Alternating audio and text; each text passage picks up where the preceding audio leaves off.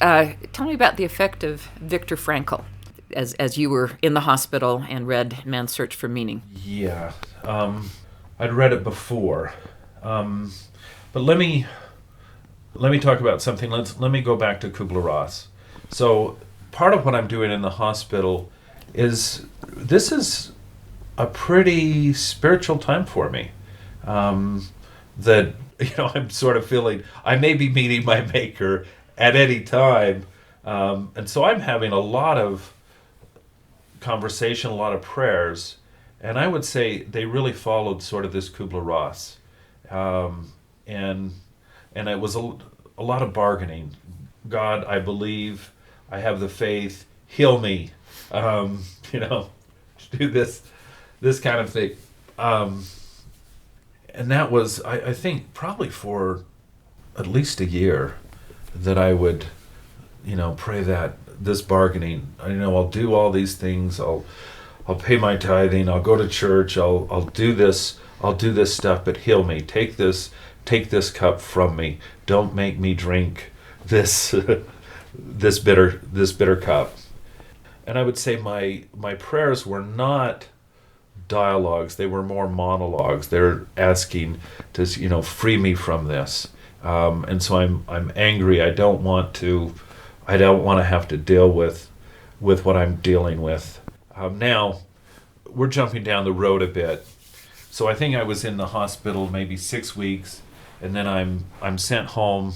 I'm back at home living with mom and dad's taking me to physical therapy almost daily, if my memory serves me correctly.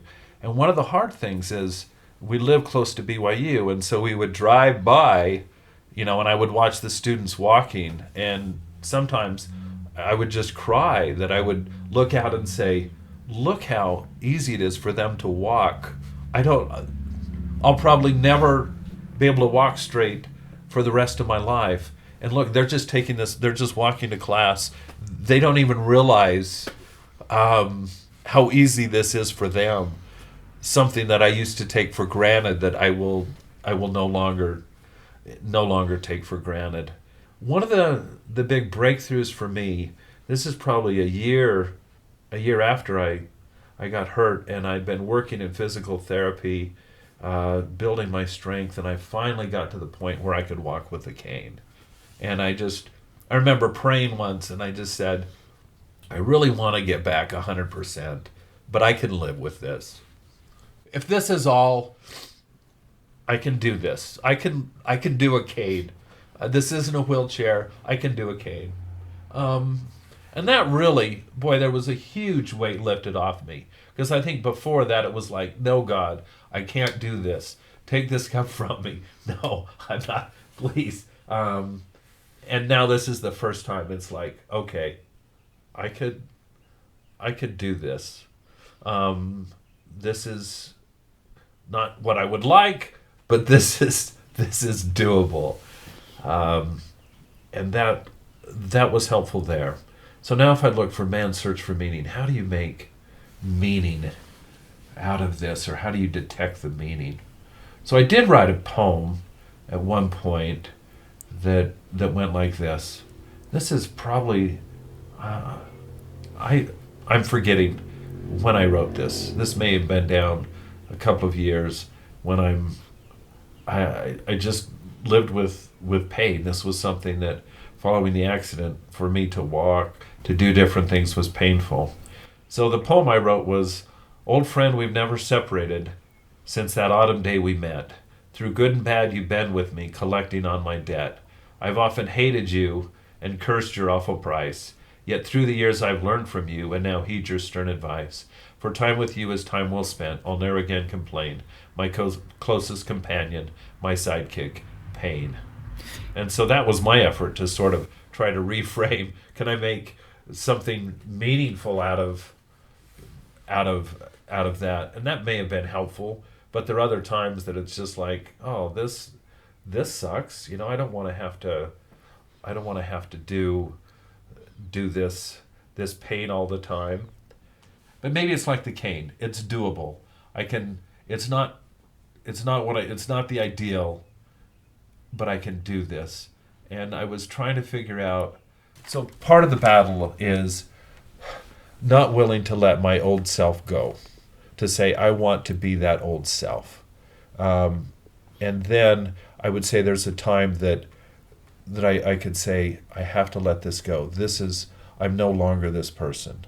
And I've shared with you the piano analogy, that at first if I looked at my life as a piano, that I have this nice piano, that I'm athletic, I can play all these keys, and I have these songs that I'm playing and doing, and then this piano gets damaged, fairly severely damaged, and a lot of these keys that I'm playing no longer work.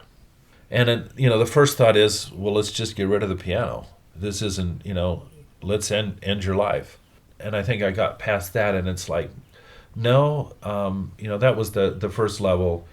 Just end this. This isn't the life you had dreamed of. And then the second level was, well, I can still play part of the song. I can't play all of the song. I can still play part of it. This isn't the life that I've wanted, but this is doable. I can go to school. I can do a few things. That was the second part. Then the resilient part really would be, well, there are a lot of keys you haven't played. You can't play the same ones you used to, but there are these other keys that you haven't played. What if you learn to play some of those keys? Or in other ways, what's a lifestyle that you can come up with that will allow you to be happy, that will allow you to enjoy life, and to use what resources that you have? Beautiful. If somebody had asked me before your accident, if someone had said, which two of your brothers will end up being university professors or will have PhDs? Right. You would have been my last choice. Ben and you are the only ones in our family with PhDs other than Dad. And I would never, that would not have been in any of predictions. We assumed you would coach somewhere, do something related to athletics. And that journey, you're wanting to understand how people deal with pain. What causes some people to become resilient and others to collapse? Yeah, that's part of it. But a part of it was also my main physical therapist, Janie Gold, was so helpful. So as I'm going through this, she's helping me physically, but I've sort of lost faith in myself. That I'm wondering, do I even want to live? And she believed in me when I didn't. And so I think she helped me actually more in that area than she did, learning, getting up and walking and doing those things. Let me share one incident. I couldn't be weight bearing for a while, but there was a point where I could begin to be weight bearing, and there's some just little parallel bars in the physical therapy room, and what I was asked to do is grab the bars and see if I could take a step and just put a tiny bit of weight on my left leg. Now, understand, at the time I have a colostomy. It's very hard to wear underpants, so I just would generally wear sweats, have the colostomy under that. So on one of the days, I remember taking a step and my sweats fall down, and my leg's still too broken that I can't reach down and pull my sweats up. And Janie's so helpful. She doesn't make a big deal out of it, comes over, helps me get my sweats up, and we continue. And I remember afterwards just thinking, how could things be worse? To have your pants fall down and be unable to pick them up. That I remember saying, things can never get that bad, no matter what else I have to deal with. And today I look down and say, okay, my pants are still on. I'm doing okay. But part of it was looking at Janie and saying, how did she help me?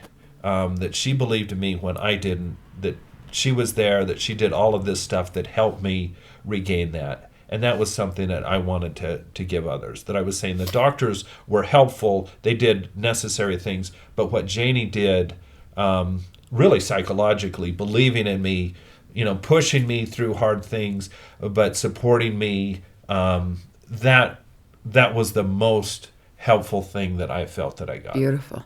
I'm just thinking of the exact contrast, the thing that enraged our dad during your time in hospital more than I've ever seen him enraged was when you were in the bath and the colostomy bag spilled. Right. And the nurse berated you, said you should, And I don't think this was a nurse. These were assistants, but Right. she yelled at you. Right. And Dad was livid. He felt that your dignity had just been completely betrayed. Right. No, yeah, and I'm in a fragile Yeah. state. I mean, you're trying to put yourself back together, and something like that. On the other hand, they have to go clean up a bunch of poop, But which still, isn't that's fun, right? And But that's a huge. Whereas Jamie believed in you when there was. but she also didn't have to clean up the poop. These would be And acknowledging that those things, but those of us who were all protecting your dignity, we did that with Dad Yeah. as he in his last days. There were times where he was completely helpless, and I was so constantly aware that he was a modest man that Yeah. only one time did I have to just right. take care of something and ignore his modesty, but as quickly as I could, the modesty was back in place, and I honored his dignity as a human being, and that's a And that was huge hard. thing. So when they were yelling at me, that's really hard because I'm broken already. Yeah. And anything like that is very difficult. So how did you move from your broken condition to wanting to help others who were also broken in various ways? Because this, it doesn't necessarily have to be a physical thing. People, addicts get to a point of rock bottom, and it's very hard for them to re-envision themselves in another life. But sometimes when they get out of that and they're off the drugs, they want to go help other people. Yep. That's actually part of the 12-step. The 12th Right. step is, now that we understand Right. and how this happens, we serve others. And basically, it's the rest of your life. Yeah. So that was part of it. And I was trying to think, what do I want to do? I'm not going in the military. I got a medical discharge for that. And just trying to figure out what to do. And I'd always liked self-help books. And then Janie had been, a big influence. And although physical, I think I may have thought about physical therapy. Actually, in the military, had I not been hurt, I would have gone to physical therapy school for a year. So that was And you did. It's just that right. you were the patient. I was just on the other. I was on the other side of that. Were the influences. So I'd read a number of books, and I did like Viktor Frankl as he was talking about what he was going through, and he was saying in the worst of circumstances, there were people who behaved as pigs, and there were also people who behaved as saints. People who behaved as pigs, and also people who behaved as saints. And an example of that, you look at the movie Titanic. When the boat's going down, you have people behaving as pigs. Yep. And Yeah. people behaving as saints. Yeah. And what Frankl says is, in a crisis like that, we reveal who we really are. Yeah. The mask comes off, and you see who you are. What else did I get from that? I wanted to say, is there some meaning behind this pain? What, and if so, what would that be? And maybe that's part of going to school. Well, what if I could teach others how to deal with their pain? And that was, I think, part of my motivation there.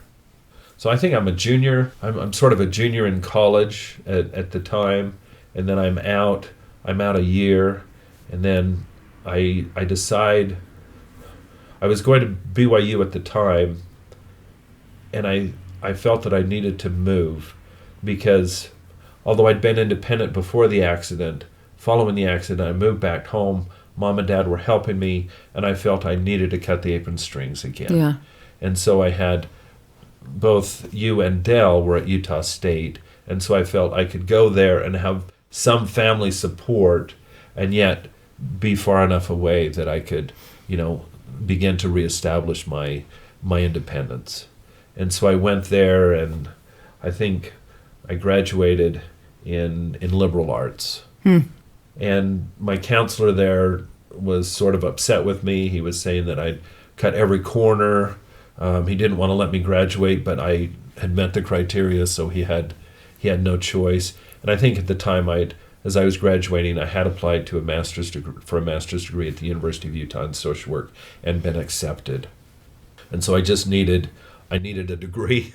Any degree would do. Yeah. Any degree would do. And then my plan really was. So this is, now we're 1985. So this is a couple years down the road, and I've graduated from college, and now I'm starting a master's program at the University of Utah.